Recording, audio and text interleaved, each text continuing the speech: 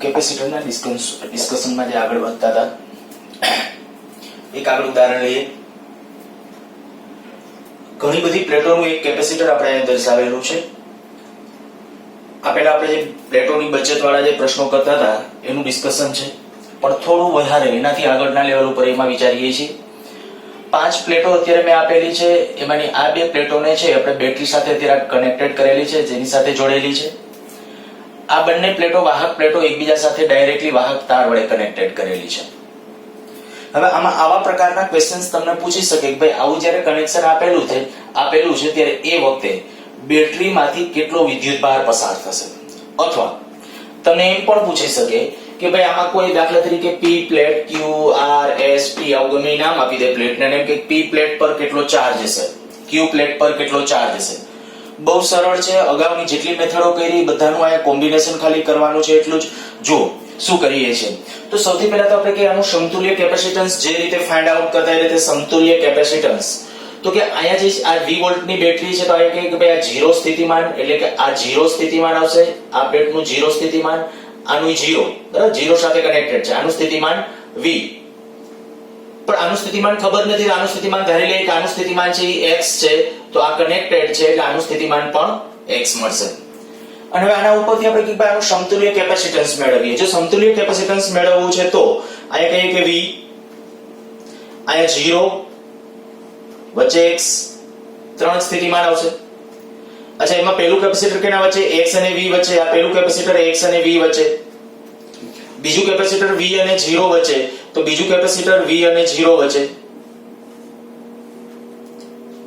ત્રીજું કેપેસિટર 0 અને x વચ્ચે, આ 0 અને x વચ્ચે, ચોથું કેપેસિટર છે x અને 0 વચ્ચે, એટલે પાછું આપણે કહી શકાય આ ચોથું કેપેસિટર x અને 0 વચ્ચે. કે આપણો પરિપથ જે થયો એ કે આવો થયો.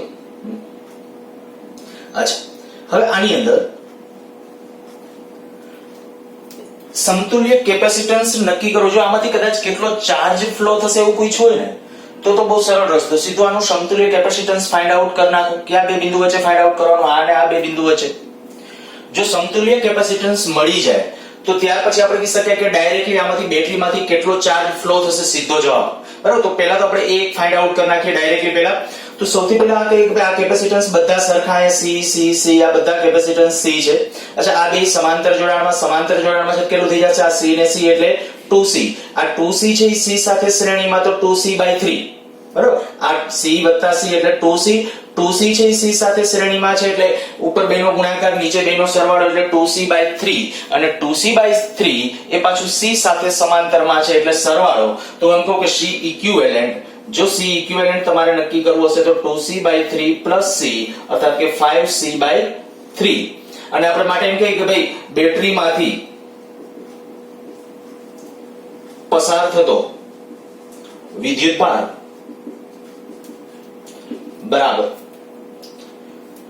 બેટરીમાંથી, તો બેટરીનો આપણે જે ટોટલ કેપેસિટન્સ મળ્યું તે C ઇક્વિવેલન્ટ ગુણ્યા, કારણ કે આપણે ખબર છે વિદ્યુતભાર Q ગણવો છે તો Q બરાબર સૂત્ર શું, C into V.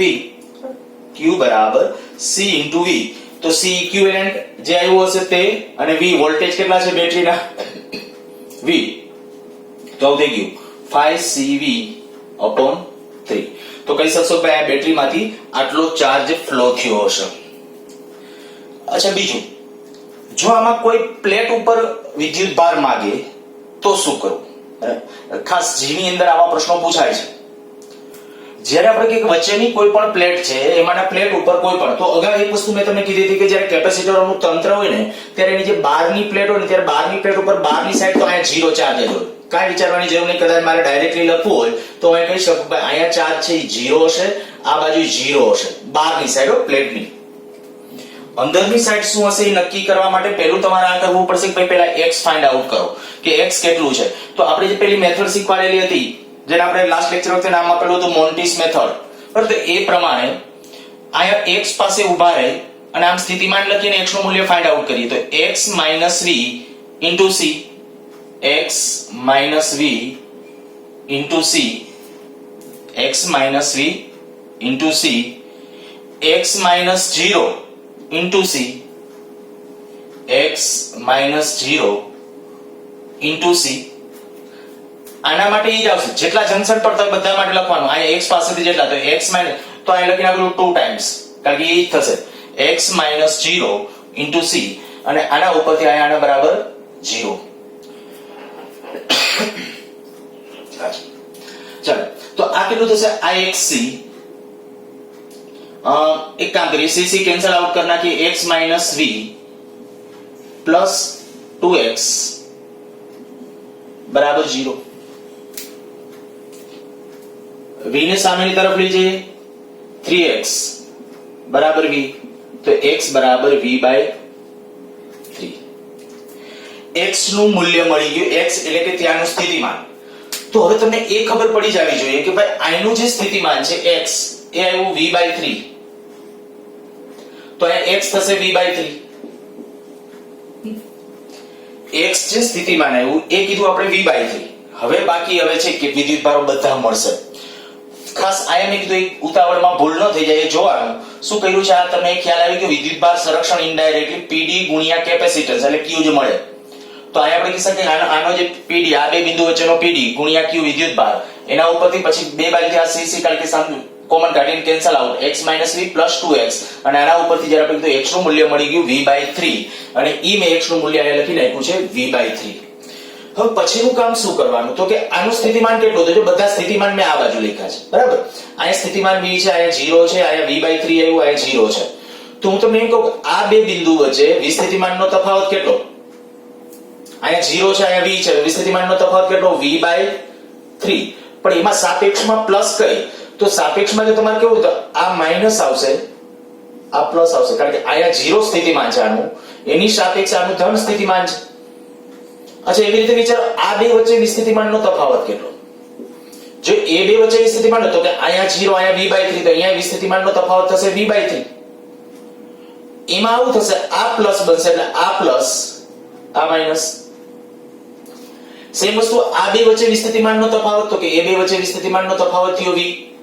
अच्छा એમાં પ્લસ કોણ માઈનસ કોણ તો કે આપણે કહી શકીએ આની સાપેક્ષે આ પ્લસ હશે એટલે આ પ્લસ આ માઈનસ. એવી રીતે આ બે વચ્ચે વિસ્થિતિમાનનો તફાવત કેટલો અહીંયા v છે અહીંયા v by 3 છે v માંથી v by 3 બાદ કરો 2v by 3. अच्छा એમાં પ્લસ કોણ તો કે આ જે છે આના કરતા આ ધન છે એટલે આ પોઝિટિવ આ નેગેટિવ. આટલું થઈ જાય એટલે હવે તમને વિદ્યુતભાર મળે. એકવાર ફરીથી હું કહી દઉં છું શું કર્યું છે મેં. આ જે કીધું x બરાબર v by 3 એટલે આ બે વચ્ચેનો pd લઈ કોઈ એવી રીતે અહીંયા આ બે વચ્ચેનો pd લઈ કોઈ એવી રીતે આ બે વચ્ચેનો pd એટલે અહીંયા 0 હતું v હતું એટલે v અહીંયા v by 3 હતું અહીંયા v તો આ 2v by 3 ઈ pd મળી ગયા બધા. pd મળી જાય પછી પ્લસ માઈનસ એ લખી નાખવાનું બરાબર પ્લસ માઈનસ કારણ કે k ની સાપેક્ષ પણ અહીંયા 0 છે અહીંયા v by 3 તો આના કરતા ધન કહેવાય તો અહીંયા ઋણ કહેવાનું અહીંયા ધન કહેવાનું. અહીંયા આપણે કે આ 0 છે આ v by 3 છે તો આની સાપેક્ષે આ ધન કહેવાય. સેમ બધા પ્લેટો માટે એ રીતે લખી નાખો અને આટલું થઈ જાય એટલે હવે તમારા પાસે સીધો આન્સર છે. હું તમને કહું કે આમાં દરેક કેપેસિટર પરનો વિદ્યુતભાર તો કહીએ કે જો કેપેસિટન્સ કેટલું હતું c અને pd કેટલો આવ્યો આ કેપેસિટરનો pd કેટલો 2v by 3 તો હું એમ કહીશ કે આની અંદરની સાઈડ કેટલો ચાર્જ હશે તો કે અંદરની ચાર્જ હશે -2cv by 3. શું કર્યું આ જેટલો pd છે ને એના ગુણ્યા c એટલે વિદ્યુતભાર આપણે ખબર છે વિસ્થિતિમાનનો તફાવત ગુણ્યા વિદ્યુતભાર સોરી ગુણ્યા કેપેસિટન્સ એટલે વિદ્યુતભાર. તો અહીંયા વિદ્યુતભાર આવી ગયો એટલે 2cv by 3. સેમ વસ્તુ અહીંયા જેટલો માઈનસ એટલો અહીંયા પ્લસ કારણ કે આપણે કહેવાય આ માઈનસ હતો આ પ્લસ તો 2cv upon 3. અચ્છા એવી રીતે આનો pd કેટલો c તો અહીંયા કેટલો આવશે cv pdv છે કેપેસિટન્સ c વડે ગુણી નાખો અહીંયા -cv. अच्छा અહીંયા તો pd છે v by 3 તો -cv by 3 અહીંયા +cv by 3 એવી રીતે અહીંયા +cv by 3 -cv by 3. થોડો આપણો આ જવાબ હતો ને એ પણ જોજો ત્યાં સેટ થઈ જશે. ખાસ મેં કીધું તમને જે આવડવું જોઈએ નહીં આવડવું જોઈએ આ આપણે પહેલા પીડી નક્કી થઈ જાય પછી કેપેસિટન્સ વડે ગુણી નાખો અને જેવું કેપેસિટન્સ વડે જ્યારે ગુણી નાખશો ત્યારે એને અનુરૂપ તમને દરેક પ્લેટ ઉપરનો વિદ્યુતભાર અહીંયા મળી જશે. હવે વિદ્યુતભાર અહીંયા તમને મળી ગયો. જો એક બીજી વસ્તુ અહીં જુઓ, આ પ્લેટ ઉપર શું થયું તો કે આ બાજુ CV જેટલો ધન, આ બાજુ 2CV/3 જેટલો ધન. ટોટલ કરો બેનો સરવાળો 5CV/3 થશે. એનો અર્થ એવો થાય કે આ 5CV/3 જેટલો અહીંયા ચાર્જ આવ્યો હશે. જો આપણે બેટરીમાંથી કેટલો આવ્યો હતો 5CV/3 એટલે બેટરીમાંથી રિયલમાં આ પ્લેટ કે અને જો આનો સરવાળો કરો અહીંથી આમ ખેંચાણો હશે ધન વિદ્યુતભાર આ બે પ્લેટમાંથી આમ ખેંચાણો હશે ને આમ ગયો હશે તો આ CV -CV/3 અને આ -CV/3 આ -CV/3 -CV એટલે -2CV/3 અને -CV એટલે 5CV/3 તો -5CV/3 એ અહીંયા ખુલ્લો થયો કારણ કે ધન અહીંથી આમ ખેંચાણો અને એ ધન છે અહીંથી આમ ગયો. બીજું હજી કાંઈ જોઈ લો. જો આ બે પ્લેટો થઈને નેટ ચાર્જ 0 થવો જોઈએ કારણ કે એની કે આપણે બેટરી સાથે કે કનેક્શન આપેલું નથી. તો એ સ્થિતિ જ્યારે જોશો તો શું થયું જોઈ લો. આ જ્યારે છે CV/3 CV/3 2CV/3 અહીંયા શું છે આ બાજુની સાઈડ -2CV/3. મેં કીધું એ પ્રમાણે સરસ ક્વેશ્ચન છે. વધુ આની હવે પ્રેક્ટિસ તમને ડિસ્ક્રિપ્શન બોક્સમાં છે એક લિંક આપી દઈશ. બે પ્રશ્નો આના આપીશ તમને તમારી રીતે છે એ પ્રયત્ન કરજો. વિદ્યુત નેક્સ્ટ આપણું જે કેપેસિટરનું ચાર્જિંગ છે એનું ડિસ્કશન કરીએ. કેપેસિટર જ્યારે સ્ટાર્ટ કરેલું ત્યારે આપણે કીધું હતું કે કેપેસિટરની ભણવાની બે અવસ્થા, એક સ્થાયી સ્થિતિ પહેલા અને એક સ્થાયી સ્થિતિ પછી. અત્યાર સુધીનું જે ડિસ્કશન હતું સ્થાયી સ્થિતિ બાદની અવસ્થા. સ્થાયી સ્થિતિ બાદ આપણે એવું કહી દીધું કે કેપેસિટર જે છે એની બિહેવિયર ફુલ્લી ચાર્જ છે. કેપેસિટરમાંથી કોઈ પ્રવાહ વહેતો નથી ત્યારે એની અંદર પરિપથમાં કોઈ અવરોધ આપેલો હોય તો અવરોધનો પણ કોઈ રોલ હોતો નથી. હવે એવું શું કામ અને કેમ થાય છે અને કેટલા સમય માટે ખરેખર સ્થાયી સ્થિતિ ન હોય અને કેટલા સમયમાં સ્થાયી સ્થિતિ પ્રાપ્ત કરે એનું આપણે ડિસ્કશન કરવું છે. માની લ્યો આપણું આ કેપેસિટર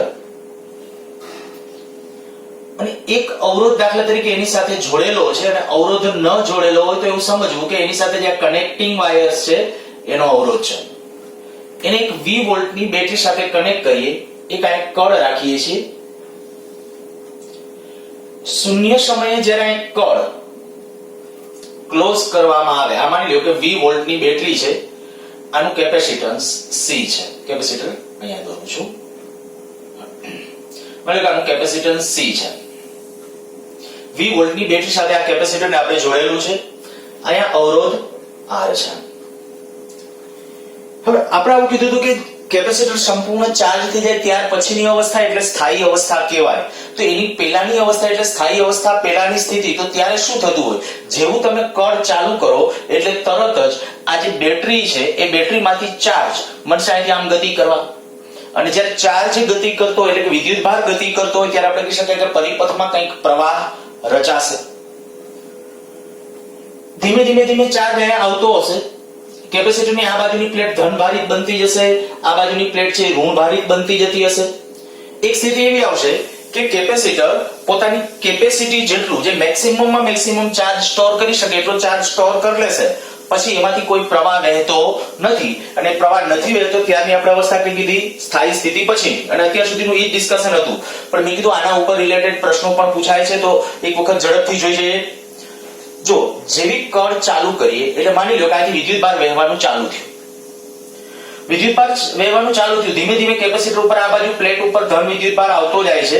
માની લો કે કોઈ એક ક્ષણે બોલું છું આ બાજુની પ્લેટ ઉપર પ્લસ ધન પ્લસ Q છે, આ બાજુ માઇનસ. આ ફુલ્લી ચાર્જ નથી કહેતો, કોઈ એક ક્ષણે માની લો કે t સમયે કેપેસિટરની આ બાજુની પ્લેટ ઉપર ધન ચાર્જ છે, આ બાજુ ઋણ ચાર્જ છે. હવે જો અહીંયા ધન ચાર્જ હોય અને અહીંયા ઋણ ચાર્જ હોય તો હું અહીંયા દાખલા તરીકે આ બિંદુ નામ આપું. અહીંયા એક બિંદુ કહી દઉં છું એવી રીતે કેપેસિટરની આસપાસના બિંદુઓ, આસપાસના મીન્સ કે બંને બાજુના. આપણા પાસે જે સૂત્ર છે V = Q/C એ પ્રમાણે હું એમ કહીશ કે અહીંયા જો વિદ્યુતભાર Q હોય, કેપેસિટરનું કેપેસિટન્સ C છે, તો અહીંયા સ્થિતિમાન કેટલું હશે? Plus q upon c. અચ્છા અહીં સ્થિતિમાન કેટલું હશે -q upon c. કોઈ t સમયની વાત છે બરાબર. t સમયે શૂન્ય સમયથી આપણે પ્રવાહ શરૂ કર્યો પછી કોઈ t સમયે કઈક આવી કન્ડિશન આવી ઊભી રહી છે. અચ્છા એ વખતે અહીંયા જો સ્થિતિમાનની રિયલમાં ચર્ચા કરીએ, હવે જે હું બોલું છું અહીંયા આપણે જે ખરેખર આવી કોઈ +q/c અને -q/c ખરેખર એ સાચું છે તો કે આ પ્લેટ ઉપર ચાર્જ આટલો હોય -q/c.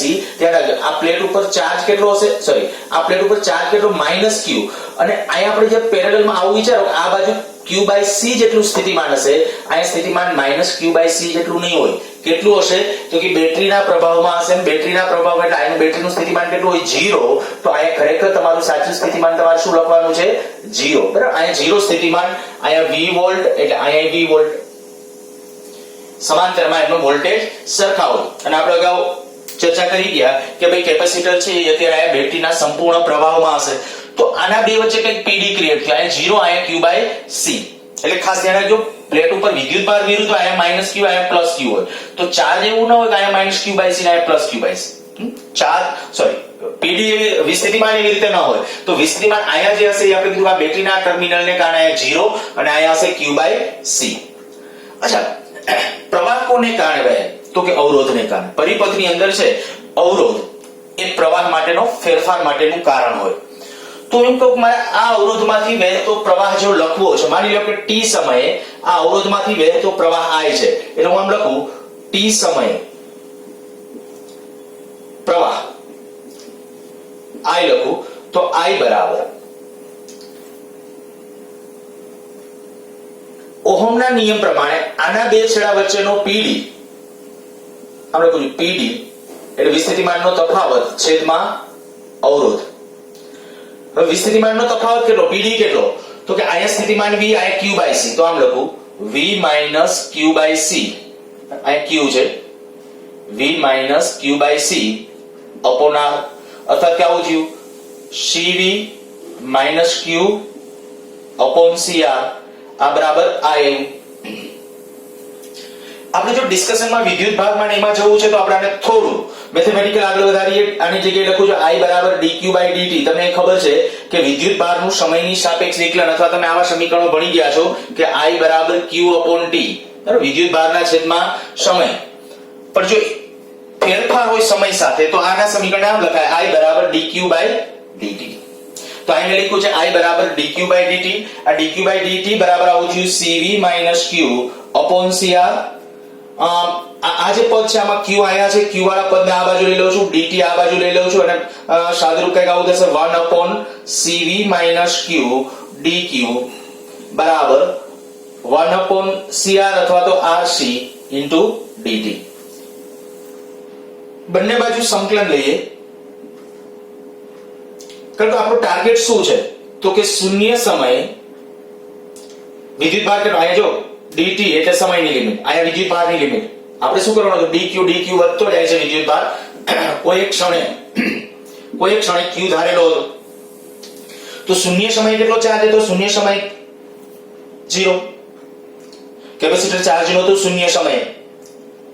માની લો કે કોઈ એક ચોક્કસ સમયમાં t સમય, ચાલો આપણે સ્મોલ t સમય, અહીંયા આપણે t ડેશ સમય વચગાળાનો કોઈ સમય લઈએ, આ કહું કે t સમયે એ ફૂલ્લી ચાર્જ થઈ જાય છે, અને ત્યારે કહી દો ચાર્જની લિમિટ આ કેટલા ફૂલ ચાર્જ થવા માટે અથવા કોઈ q જેટલા ચાર્જ માટે. અચ્છા આમ ચાલો આમ જ લઈએ પરિણામ, આપણે આપણું સાદું પરિણામ આપણે મેળવીએ, એના t સમય રાખી કોઈ t સમય, પછી જે t જે આપણો કોઈ મહત્તમ સમય હશે એ અહીં લખી નાખશું જે જરૂર પડશે ત્યારે, એ દાખલા માટે એક ફોર્મ્યુલા મેળવીએ ટૂંકમાં. તો 0 સમયે માની લીધું ભાઈ ચાર્જ 0 છે, કોઈ t સમયે ચાર્જ કેટલો છે સ્મોલ q. હવે આ બાજુ આ પદનું સંકલન શું થાય તો કે આ પદનું સંકલન આપણે લખી શકાય ત્યાં ln ના પદમાં આમ હોય ઇન્ટિગ્રેશન 1 upon x dx, તો શું થાય ln x. તો એ પ્રમાણે જો આનું સંકલન લખીએ તો આનું સંકલન શું થશે જો 1 upon cv - q છે, 1 upon cv - q ln ના પદમાં આવું થશે, અહીંયા ln cv - q. પણ આ જે ln થયું સાથે સાથે ત્યાં તમારે ln ના પદમાં આવે ત્યારે શું કરવું પડે, આ પદનું જે વિકલન થતું હોય ને cv - q નું આખા એકના છેદમાં નહીં, આ 1/x ખરેખર રૂલ શું છે? આ રીતે આમ ચાલો 1/x dx છે, તો ln x છેદમાં જાણે કે dx/dx, બરાબર, કઈક આના જેવું. પણ dx/dx કેટલું થાય? 1. હવે અહીંયા જ્યારે તમે લખો તો કે આપણું આ જે પદ હોય આ x હતું એટલે આ x નું x ની સાપેક્ષ વિકલન, પણ અહીંયા તો આખા પદનું આનું કરવું પડે વિકલન. મેથ્સ વાળાને મેથ્સમાં રૂલ્સ આવશે આ બધા ભણવામાં, ત્યાં એની રીતે અત્યારે ખાલી આ તો આપણે એક સમજવા માટે મેં આપણી રીતે આ રીતે લખ્યું છે, ત્યાં તમને સર છે મેથ્સમાં એ રીતે શીખવાડશે. ચાલો આપણે જ્યારે ડિસ્કશન કરીએ છીએ ત્યારે આપણે કહીએ કે ભાઈ 1/cv - q, તો આનું જ્યારે આપણે કઈ વિકલન લખશો, અહીંયા જુઓ cv - q, આનું q ની સાપેક્ષ વિકલન લખવું હોય તો cv તો અચળ, c એટલે કેપેસિટન્સ, v એટલે આ pd, બેટરીનો pd અચળ છે, અચળ પદનું વિકલન 0, q નું q ની સાપેક્ષ 1 એટલે -1 આવશે. ત્યાં દાખલા એટલે મારે લખવું પડશે છેદમાં -1 અને લિમિટ ક્યાંથી ક્યાં સુધીની, તો કે લિમિટ 0 થી q, અને ત્યારે આ બાજુ જે સંકલન છે એની અંદર આપણે કહીશું કે સંકલન થઈ જશે t, આ 1/r છે, r અહીંયા નીચે જ રાખશો, અચળ જ છે એમાં કોઈ ફેર નથી પડતો, અને સમયની લિમિટ આપો 0 થી t. જોજો બરાબર શું કર્યું છે, મેં કીધું કે અહીંયા 1/r છે એટલે 1/rc 0 થી t. અચ્છા, હવે આ ઋણ નિશાની છે એ આ બાજુ આપી દેશું, ઋણ નિશાની એ બાજુ લઈ લે અને આમ થઈ જશે ln cv - q, આ અપર લિમિટ એકવાર મૂકી આની જગ્યાએ, હવે એકવાર લોઅર લિમિટ એટલે 0 મૂકો, q ને બદલે 0 મૂકશો તો ln cv બરાબર -t/rc. ln માં જ્યારે આપણે કહી શકાય કે બાદબાકીના સ્વરૂપમાં તો ભાગાકાર ln cv - q cv બરાબર -t/rc. જો અહીંથી ln દૂર કરવો તો એક્સપોટેન્શિયલ ના સ્વરૂપમાં લખાય, જાણો છો, cv/q બરાબર cv બરાબર e t/rc. આ cv ને અહીંયા લઈ લઈએ છીએ તો cv - q બરાબર cv e t/rc. આ cv આખું પદ આ બાજુ લઈ લે, q આમ લઈ લે તો q બરાબર cv 1 - e t/rc. આ જે cv શું છે તો કે યાદ કરો, આપણે માની લો કે આમ કેપેસિટર છે, આ c કેપેસિટન્સ ધરાવતું કેપેસિટર, એને જ્યારે 20 વોલ્ટની બેટરી સાથે જોડેલું હોય, 20 વોલ્ટની બેટરી સાથે, તો સ્થાયી સ્થિતિ પછીનો વિદ્યુતભાર એટલે કે આપણે જેવું આને કનેક્શન આપો એટલે આ કેટલા વોલ્ટેજ ચાર્જ થયો હશે, તો કે 20 વોલ્ટેજ ચાર્જ થયો હશે, પરિણામે આની ધન પ્લેટ પાસે વિદ્યુતભાર કેટલો આવશે? +cv, આયા -cv. એનો અર્થ કે આ મહત્તમ ચાર્જ છે. સ્થાયી સ્થિતિમાં કેપેસિટર ઉપર જે ચાર્જ હોય એ મહત્તમ હોય, અને આને હું નામ આપી દઉં છું q0. ધ્યાન રાખજો, q0 એ મહત્તમ અથવા q મેક્સિમમ લખો ચાલે, હું અત્યારે q0 લખું છું. એ મહત્તમ ચાર્જ કેટલો? cv. ઈ ક્યારે? તો કે સૈદ્ધાંતિક રીતે આમ જ્યારે જોવા જાઓ તો સ્થાયી સ્થિતિ પછી, તો q બરાબર q0 1 - e t/rc. તો આ જે પરિણામ આવ્યું ને એ પરિણામ ખૂબ અગત્યનું છે.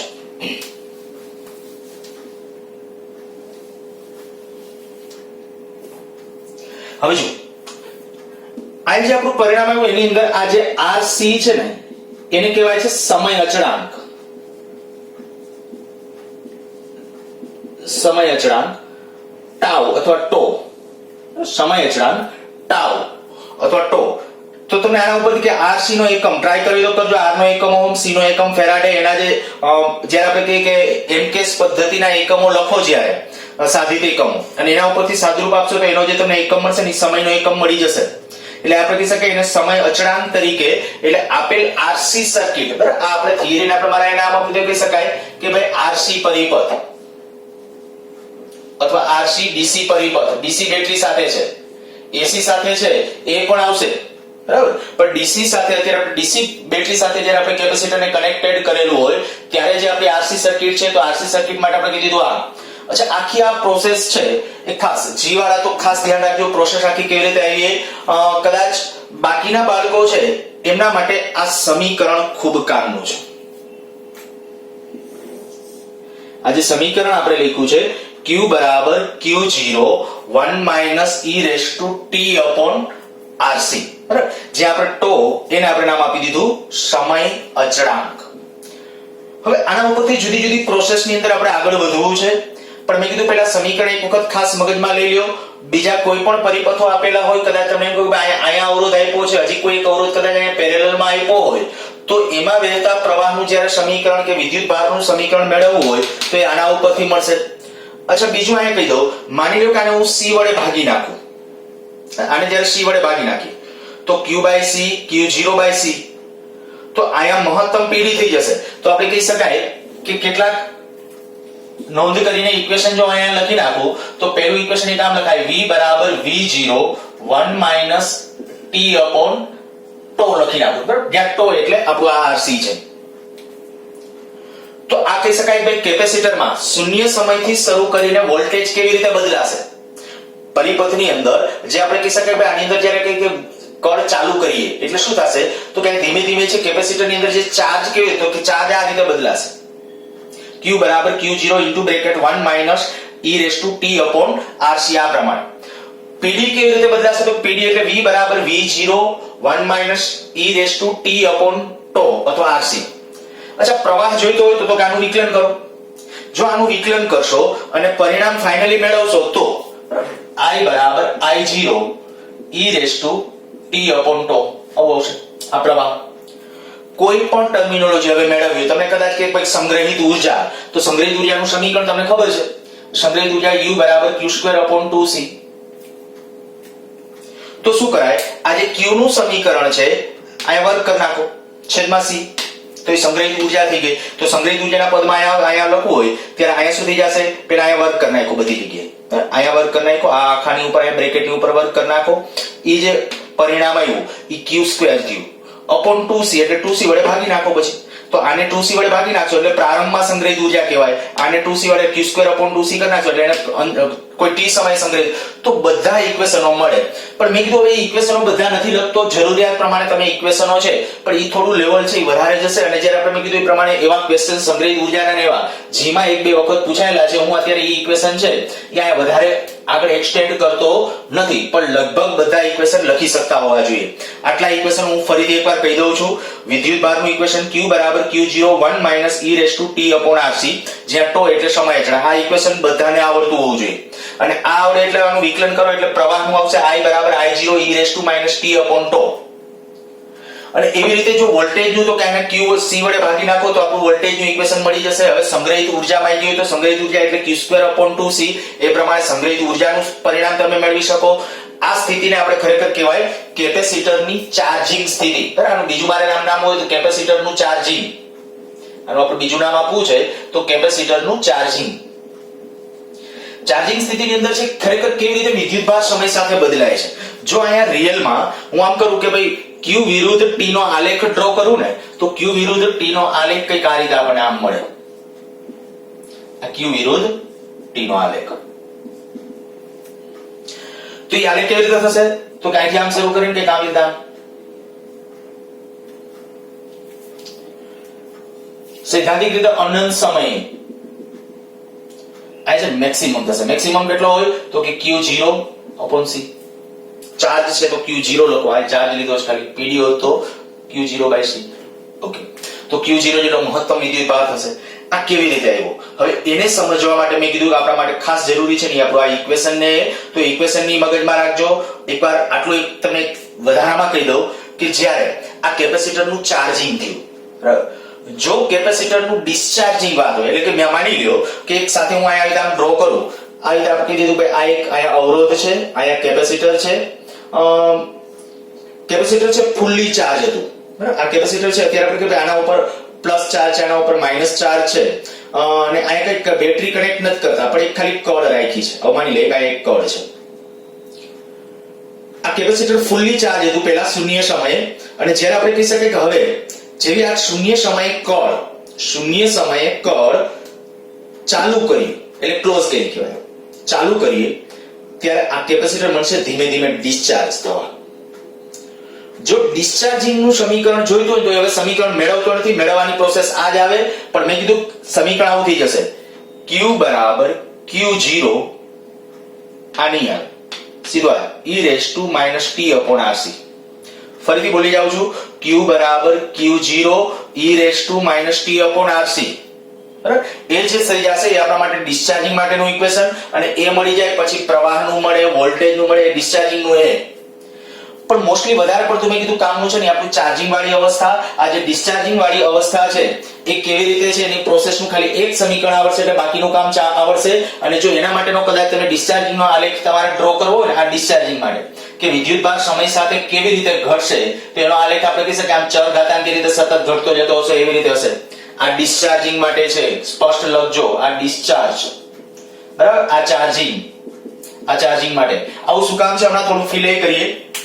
પણ પહેલા આપણા માટે જે મેં કીધું કે આજે સમીકરણ q બરાબર q0 1 - e⁻t/rc આ સમીકરણ યાદ રહી ગયેલું હોવું જોઈએ. ચાલો નેક્સ્ટ હું આ સમીકરણથી જ આગળ વધું છું. ખાસ આ સમીકરણ મેં કીધું સમીકરણની આખી પ્રોસેસ યાદ ન રાખો તો કાઈ નહીં, પણ બહુ અગત્યની વસ્તુ જે છે એ આપણા પાસે આ સમીકરણ q બરાબર q0 1 - e⁻t/rc. ઓકે, એ ભૂસી નાખું સમીકરણ, અને એના આધારિત જ્યારે બાકીના કોઈ પણ ઇક્વેશનો મેળવવાના હોય તો એ ઇક્વેશનો હવે તમે મેળવી શકતા હોવા જોઈએ. ઓકે, આ રેકો હું સમીકરણ ફરીથી અહીં લખી નાખું છું q બરાબર q0 1 - e⁻t/τ. માની લો કે t બરાબર જો t બરાબર τ જેટલો સમય લઈએ, જો t બરાબર τ લઈ લો લેતા કેટલું આવશે તો કે q બરાબર q0 1 - e⁻−1, તો q0 1 - 1/e અર્થાત આવું થઈ જશે q0 e−1/e, તો q0 2.718 -1/2.718. એની વેલ્યુ તમને ખબર છે લોગેરિધમિક બેઝ છે, તો ત્યારે આપણે કહી શકાય કે ભાઈ એની વેલ્યુ 2.718. અને આનું જ્યારે ફાઇનલી સાદુરૂપ આપશો, અને મને યાદ છે ત્યાં સુધી હું આમ આવું આવશે એપ્રોક્સ 0.63 આટલાનું સાદુરૂપ ઇન્ટુ q0 એપ્રોક્સ મેં લખ્યું છે, એટલે આનો અર્થ ઇનડાયરેક્ટલી એવો થાય કે લગભગ 1 τ જેટલો સમય જાય ને, 1 τ એટલે સમય અચળાંક, એટલો સમય અચળાંક જાય ત્યારે કેપેસિટર પર જે મહત્તમ વિદ્યુતભાર છે એનો આશરે 63% હશે, એટલે 63% ઓફ q0. તો 63% જેટલો વિદ્યુતભાર છે એ ત્યારે કેપેસિટર ઉપર હશે. નેક્સ્ટ હજી હું આવું કરું, માની લો કે 2 τ લઈએ, t બરાબર 2 τ, તો ત્યારે આપણે કહી શકીએ આ જો આ સમીકરણ અંદર પાછું આ લઈએ તો હવે શું થશે, તો સીધું અહીંયા હું ઇક્વેશન ઉપર અહીંયા q બરાબર q0 1 - 1/e². શું કહ્યું છે અહીંયા તમને ખબર પડી જાય. અહીંયા આપણે ખરેખર 2 τ જ્યારે લખશો ત્યારે e -2 વધશે અને છેદમાં લઈ લેશો એટલે પ્લસ થઈ જશે, તો એની 2 ઘાત. અને રિયલમાં જો પાછું આનું સાદુરૂપ આપશો જ્યારે એની જે રીતે સાદુરૂપના સ્ટેપ તમારા ઉપર ચાલો, તો આના ઉપરથી હું કહી દઉં કે એપ્રોક્સ લગભગ આની વેલ્યુ 86% જેવી આવશે, એટલે 0.866 જેટલી આવશે. તો આપણે ત્યારે કહી શકાય કે લગભગ 86% ઓફ q0. નેક્સ્ટ હજી જો એનાથી આગળના સમયો ક્રમશઃ મૂકતા જઈએ, લગભગ 3 τ જેટલો સમય મૂકી, અને મને યાદ છે ત્યાં સુધી જો ડાયરેક્ટ લખી નાખું 3 τ જેટલો સમય, તો q બરાબર આવશે કે 95% જેવો આશરે 95% ઓફ q0. ક્રમશઃ જેમ જેમ સમય વધતો જશે એમ આનું મૂલ્ય છે એ ચર ઘાતાંકીય રીતે વધતું જાય છે, પણ એ વધવાનો દર કંઈક આમ તમે જોઈ શકો છો કે જો 1 τ જેટલો સમય થયો ને ત્યારે લગભગ 63% ચાર્જ થઈ ગયો, પછીનો 1 τ જેટલો સમય ગયો ત્યારે 86% થયું. તો ખરેખર વધારો કેટલા ટકાનો થયો તમે સમજી શકો. પછી જો આમ તમે ક્રમશઃ વધારાનો દર ઘટતો જાય છે, કેપેસિટર પર વિદ્યુતભાર આ 86% હતું, પછીનો 1 τ જેટલો સમય ગયો તો 95%, તો 86 માંથી 95 થયું એટલે વધારો કેટલાનો થયો તમને ખબર પડે 9%નો, બરાબર, મૂળની સાપેક્ષ. તો કે 9% જેટલો વધારો, તો ક્રમશઃ વધારાનો દર ઘટતો જાય છે, અને પરિણામ આપણો ચાર્જિંગનો આલેખ કેવી રીતે મળશે આમ.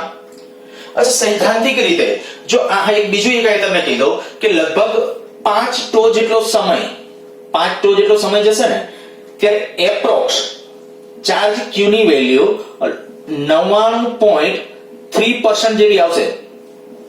હું એપ્રોક્સ કહું છું, છતાં તમારી રીતે કેલ્ક્યુલેશન એક વખત કરી જોજો. q બરાબર 99.3% જેટલું, અને લગભગ 10 τ જેટલો સમય થાય, t બરાબર 10 τ, ત્યારે ચાર્જ છે એ લગભગ 99.90% ઓફ q0 થાય. જો સર્કિટ થિયરી આ તમને સારી રીતે સમજાવશે. આજે મેં બધા ડેટા જે લખ્યા છે કે ભાઈ 1 τ જેટલા સમયને અંતે છે એ આપણે કીધું ભાઈ આટલું કેપેસિટર ચાર્જ થઈ જાય, 2 τ જેટલા સમયને અંતે 86% જેટલો લગભગ ચાર્જ થઈ જાય, 3 τ અંતે 95%, એવી રીતે લગભગ 10 τ જેટલો સમય એટલે 99.90%, અર્થાત કે લગભગ ફૂલી. ફૂલ્લી કેપેસિટર ચાર્જ થઈ ગયું એમ કહેવાય. બીજું, જ્યારે આપણી વાત છે કે ટો સમય અચળાંક ટો, તો સમય અચળાંક ટો એટલે શું હતું? આરસી. હવે થોડું આવું વિચારો કે ભાઈ વ્યવહારમાં જે પરિપથો હોય, આર અને સી સાથેના પરિપથ હોય, આર એટલે અવરોધ, સી એટલે કેપેસિટર. કેપેસિટર આપણે કીધું ભાઈ ફેરાડેમાં તો આપણે બહુ એક મેં કેલ્ક્યુલેશન તમને કરાવ્યું હતું ત્યારે કીધું તો આવું કે લગભગ પૃથ્વીને સંપૂર્ણ ગોળો ગણો ને, વાહક ગોળો, અને એનું કેપેસિટન્સ ગણો તો કંઈક 711 કે 12 મ્યુએફ જેવું કંઈક મૂલ્ય આવે છે. એટલા મ્યુએફ કેપેસિટન્સ મ્યુએફ માં હોય. હવે એ તો પૃથ્વીની વાત છે, એવા જો આપણે કંઈક ગોળાઓને એના માટે હોય તો આપણે બધા કેપેસિટરો કંઈક મ્યુએફ માં હશે. હવે અવરોધ, માની લો કે તમે આ પરિપથનો અવરોધ છે ને, હું એમ કહું તો 1000 ઓહમ રાખ્યો. માની લ્યો દાખલા તરીકે, હું ખાલી વધારામાં લઉં, દાખલા તરીકે R બરાબર 1000 ઓહમ. આ સર્કિટ આખો જે હોય એનો અવરોધ અથવા આપણે જે કનેક્ટેડ એક કર્યો છે એનો અવરોધ 1000 ઓહમ છે. C બરાબર હું લઈ લઉં 1 મ્યુએફ. અને જો આનું કેલ્ક્યુલેશન કરું તો ટો બરાબર કેટલું આવશે? તો 1000 ગુણ્યા 10 ની -6 ઘાત મ્યુએફ માં છે તો આવું થશે 10 ની -3 સેકન્ડ, એટલે કે 1 મિલિસેકન્ડ. જોજો થોડું ફીલ કરજો કે આ શું લખ્યું છે, ટો બરાબર 1 મિલિસેકન્ડ. શું અર્થ થયો? તો કે જો આવો સર્કિટ હોય ને જેનો R એટલે આપણે મેં કીધું ભાઈ 1000 ઓહમ હોય, C કેપેસિટન્સ 1 મ્યુએફ જેટલું હોય, તો ટો બરાબર જે આવ્યું ટોની વેલ્યુ જે મળી 1 મિલિસેકન્ડ. આનો અર્થ એવો થયો ભાઈ 1 મિલિસેકન્ડ જેટલા સમયમાં, હવે 1 મિલિસેકન્ડ એટલે આપણા માટે કલાકોની વેલ્યુ નથી, ત્યારે આપણે 1 મિલિસેકન્ડની વાત છે કે 1 મિલિસેકન્ડમાં કેપેસિટર લગભગ કેટલું ચાર્જ થઈ જાય છે? 63%. અને લગભગ 5 ટો જેટલા સમયને અંતે લગભગ 99.3% જેટલું ચાર્જ થઈ જાય છે. અને 10 ટો જેટલા એ તો 99.90% જેટલો. તો 10 મિલિસેકન્ડ એટલે હજી કાંઈ ન થયું કે 10 ટો એટલે કેટલું થયું? 10 મિલિસેકન્ડ. તો 10 મિલિસેકન્ડની અંદર લગભગ કેપેસિટર મેં કહી દીધું કે લગભગ ફૂલ્લી ચાર્જ થઈ ગયું એમ કહેવાય.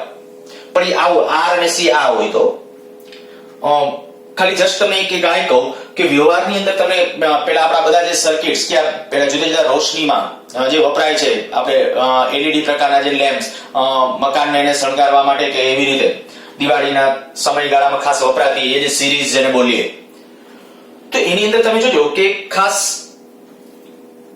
એક મોનિટર માટે છે એક બટન આપેલું હોય, એને તમે જ્યારે ફેરવો એટલે શું થાય કે એની જે હરોળ બનવાની જે સ્પીડ હોય ને એ સ્પીડ પ્લસ માઇનસ થાય.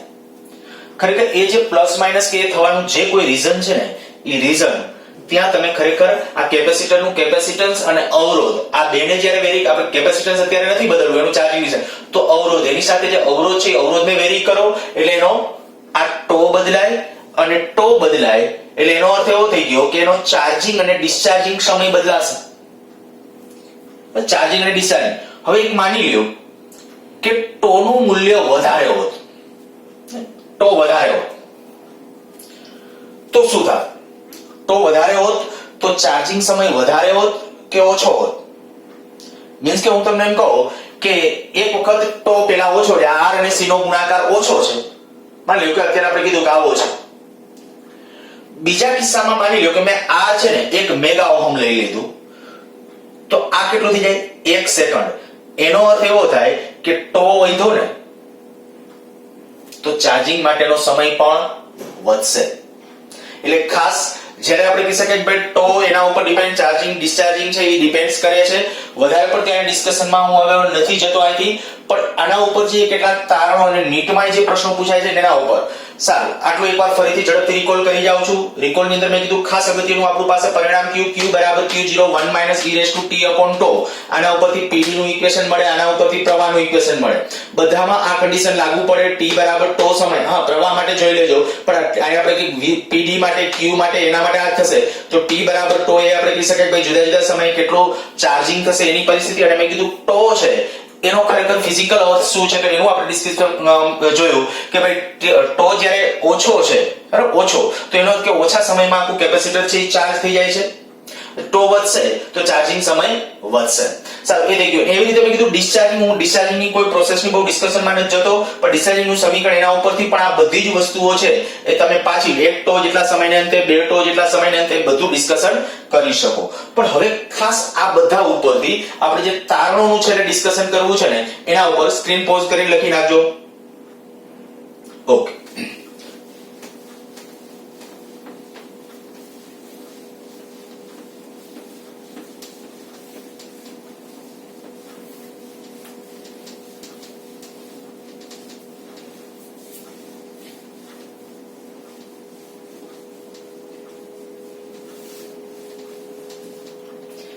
માની લો કે આવું કોઈ એક સર્કિટ આપી દઉં છું તમને.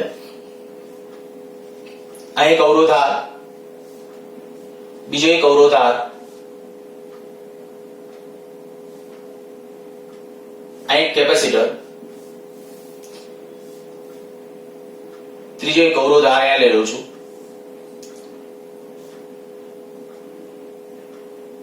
ઓકે, આ કનેક્શન ને બદલે આમ લઉં છું. આ એક બેટરી, આ 20 વોલ્ટની બેટરી, અહીંયા અવરોધ R, અવરોધ R, અવરોધ R, C કેપેસિટન્સ. આપણે ચાર્જિંગ સ્થિતિ પહેલાની કન્ડિશનમાં આપ તમે ક્વેશ્ચન આમ કહેવામાં આવે, અહીંયા કળ છે માની લ્યો, કળ ચાલુ કરવામાં આવે.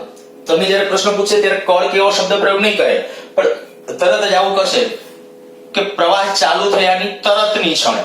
તો પ્રવાહ ચાલુ થયાની તરતની ક્ષણે એટલે તરત સમજી લેવાનું કે શૂન્ય સમય પછીના સમય એટલે ચાર્જિંગની પરિસ્થિતિની ચર્ચા છે, સ્થાયી સ્થિતિ પછીની નથી. ત્યારે તો તમને આમ કહું કે ભાઈ શૂન્ય સમય, શૂન્ય સમય એટલે કયો તો કે જે ચાર્જિંગ શરૂ કર્યું એ સમય, અને ઇન્ફાઇનાઇટ સમય બોલું ક્યારે હું એક અમાર તમે કહેતા રહી ગયો ભાઈ ઇન્ફાઇનાઇટ સમય, તો કેપેસિટર ખરેખર ફૂલ્લી ચાર્જ સૈદ્ધાંતિક રીતે ગણતરી કરવા જાવ ને તો ઇન્ફાઇનાઇટ સમય થાય. જ્યારે આપણું જે સમીકરણ હતું દાખલા તરીકે q બરાબર q0 1 - e raised to t upon τ, આની અંદર આ q ને બદલે જો તમે q0 લઈ લો મહત્તમ ચાર્જ, કે આ મહત્તમ ચાર્જ થવા માટે કેટલો સમય લાગશે અને એ સમયનું કેલ્ક્યુલેશન કરશો તો સૈદ્ધાંતિક ગણતરી આવશે અનંત સમય. પણ આપણે કીધું આપણે અનંત એટલે આપણા માટે મેં કીધું 10 સેકન્ડે લગભગ ફૂલ્લી જેવું ચાર્જ હોય છે, એટલે એપ્રોક્સ 99.9%. પછી ધીમે ધીમે વધવાનો દર કન્ટિન્યુઅસ ઘટતો જાય છે, અને રિયલમાં જે કઈ કે મેક્સિમમ ચાર્જ ગણીએ એ તો અનંત સમય જ છે. અચ્છા, હવે અહીંયા આપણે કન્ડિશન છે, એમાં પ્રશ્ન તમને કેવી રીતે પૂછી શકે? પ્રશ્ન આ રીતે કે ભાઈ માની લ્યો કે શૂન્ય સમય જેવું કળ ચાલુ કરીએ તો આ પ્રવાહ I કહું, આમાં પ્રવાહ I1 કહું, અને આમાં પ્રવાહ I2 કહું છું. તો આપણે t બરાબર શૂન્ય સમય અને t બરાબર ઇન્ફાઇનાઇટ સમય I1 અને I2 આ ફાઇન્ડ આઉટ કરો.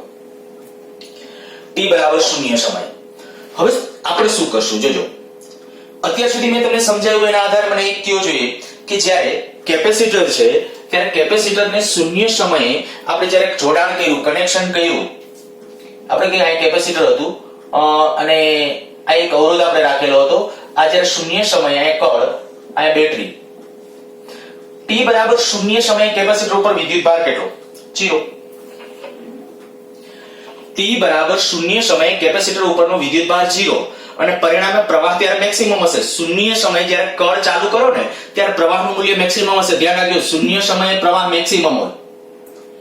પછી શું થયું તો કે જ્યારે સૈદ્ધાંતિક અનંત સમય t બરાબર ઇન્ફાઇનાઇટ સમય, ત્યારે આ ફૂલ્લી ચાર્જ થઈ ગયું, અને આ ફૂલ્લી ચાર્જ થઈ જાય આ નેગેટિવ, પછી વિદ્યુતભાર અહીંથી કાંઈ ગતિ શક્ય હોતી નથી, એટલે વિદ્યુતભારની ગતિ થતી નથી. તો હું તમને એક રસ્તો આપું છું. આપણે શું કરશું કે તમારે ખાલી આટલું નોંધ કરીને આટલું લખીને t બરાબર શૂન્ય સમયે શું કરવાનું તો કે જ્યાં કેપેસિટર હોય ને બદલે આમ સંજ્ઞા કરી છે એટલે સમાંતર એવો કાંઈ અર્થ ન કરતા, કેપેસિટર ને બદલે આ કેપેસિટર ને બદલે પ્લેન તાર, ખાલી તાર કનેક્ટ કરી દેવા, અને t બરાબર ઇન્ફાઇનાઇટ સમયે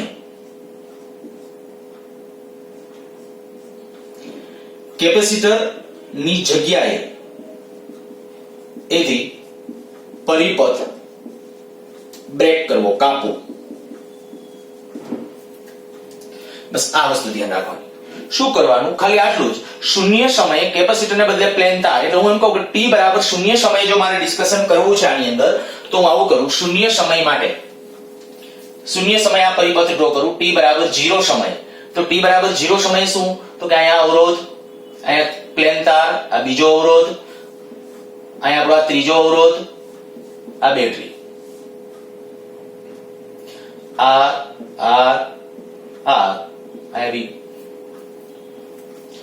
શૂન્ય સમય આ ડ્રો કરેલો છે. અચ્છા, અનંત સમય જો t બરાબર ઇન્ફાઇનાઇટ સમયે વાત હોય તો અહીંયા અવરોધ, અહીંયા જે કેપેસિટર હતું અહીંયા પરિપથ કાપી નાખવાનો, બ્રેક કરી નાખવાનો છે, અને નેક્સ્ટ બાકીનું બધું એમને દર્શાવી દો. અહીંયા 20 વોલ્ટની બેટરી, આ બધા અવરોધોને. હવે જરાક વિચારવું જોઈએ કે ભાઈ આ સ્થિતિમાં જો અહીંયા મારા આન્સર તરીકે આમ લખવું તો શૂન્ય સમયે અહીં આપણે કહું ભાઈ I1 અને I2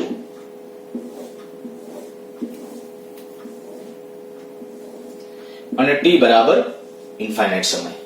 વચગાળાના કોઈ પણ સમયે પૂછે તો આપણે ઓલા ઇક્વેશન જ તમારો ઉપયોગ કરવો પડશે, શૂન્ય અને અનંત સમય. પણ મેં કીધું કે નીટ વાળા બાળકો તો ખાલી આટલું થોડું મગજમાં રાખો એટલે ચાલશે આપણું ઘણું બધું કામ. કે ભાઈ q વાળું એક ઇક્વેશન, એમાં જુદા જુદા સમયમાં શીખવાડ્યું શૂન્ય સમય કેટલું ચાર્જ થાય, જુદા જુદા સમય કેટલું ચાર્જ થયેલું હોય, અને ત્રીજું જે ખાસ અગત્યનું કહું છું અહીંયા ખાલી આટલું મગજમાં રાખવાનું. શૂન્ય સમય વાત હોય ને તો કેપેસિટરને બદલે ત્યાં પ્લેન તાર અહીંયા કનેક્ટ કરવાનું, અહીંયા તાર જ એટલે કેપેસિટર કાઢી નાખવાનું તાર. કારણ કે કેપેસિટર ઉપર જે ચાર્જ ન હોય ત્યારે જાણે કે પ્રવાહને ફૂલ્લી વહેવા દેશે, ત્યારે ફૂલ્લી પ્રવાહ વહેશે એટલે કેપેસિટર કોઈ વિરોધ કરતું નથી. પછી શું થયું, અનંત સમયે શું થયું, અનંત સમયે કેપેસિટર ફૂલ ચાર્જ થઈ ગયું તો ઈ ભુજામાંથી કોઈ વિદ્યુત ભાર ગતિ કરી શકે નહીં, અને એટલે જ મેં કીધું હતું ત્યારે સ્થાયી અવસ્થા આવી ગઈ કહેવાય. સ્થાયી અવસ્થા આવી જાય ને કેપેસિટરની, પછી કેપેસિટર વાળી ભુજામાંથી કોઈ પ્રવાહ પસાર ન થાય, પરિણામે એની આરે જે અવરોધ હોય એનો કોઈ રોલ ન હોય. ધ્યાન રાખજો, કેપેસિટર વાળી ભુજામાં જે અવરોધ હોય ને એનો કોઈ રોલ હોતો નથી. અચ્છા, હવે આ જે વાત આવી શૂન્ય સમયે પ્રવાહ I, આ ટોટલ પ્રવાહ, ખાલી સામાન્ય કિર્ચોફના નિયમો જ લખવાના છે. હવે આમાં જે આપણે કહીએ ભાઈ અહીંયા પ્રવાહ આપણે નામ આપ્યું હતું I1, આમાં પ્રવાહ I2. હવે જો ટોટલ પેલું કામ આ કરાય, આનો સમતુલ્ય અવરોધ. હવે સમતુલ્ય અવરોધના એના તો તમને કેપેસિટન્સ આવડે છે તો સમતુલ્ય અવરોધના તો પાછા 10th માં ભણી ગયા છો, 9th અને 10th ની અંદર, તો એ તમને ખ્યાલ છે કે આ બંને અવરોધો કેવા જોડાણમાં ગણાય અને આના જેવા જ બધા નિયમો છે કેપેસિટર જેવા. તો આ બે કેવા સમાંતર, R ને R સમાંતરમાં હોય તો અહીંયા કેટલું થશે R/2, કેપેસિટર કરતા આ ઊંધું. આ બાકીના નિયમો આમ કે શ્રેણી સમાંતરના સરખા, પણ જે આ કહીએ છીએ શ્રેણી સમાંતર એટલે સૂત્રો સરખા નહીં, પણ આપણે ક્યારે શ્રેણીમાં ગણાય ક્યારે સમાંતરમાં હું એની વાત કરું છું. તો જે R ને R જે આપણે કીધું કે R સાથે સમાંતરમાં છે તો આનું સમતુલ્ય કેટલું આવશે R/2. જો R/2 થાય તો એ R સાથે શ્રેણીમાં, તો શ્રેણીમાં શું થાય સરવાળો, એટલે જો હું એનો R ઇક્વિવેલન્ટ લખી નાખું ને તો R ઇક્વિવેલન્ટ કેટલો આવશે સમતુલ્ય અવરોધ, તો એ થઈ જશે 3R/2.